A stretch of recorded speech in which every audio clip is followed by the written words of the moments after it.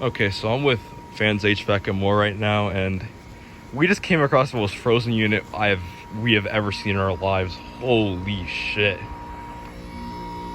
Blades can't even spin. It's a Bryant. It's got a Tecumseh AW. It's from 1990.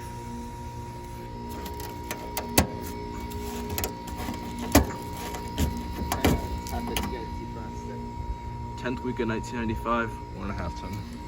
And yes, I did have to break the frost away just to get the week. And here's this beat up YCC right here. This thing has been to hell and back. 2005, 1.5 ton. And yes, this is running right now. You can hear the Tecumseh just barely existing. But yeah.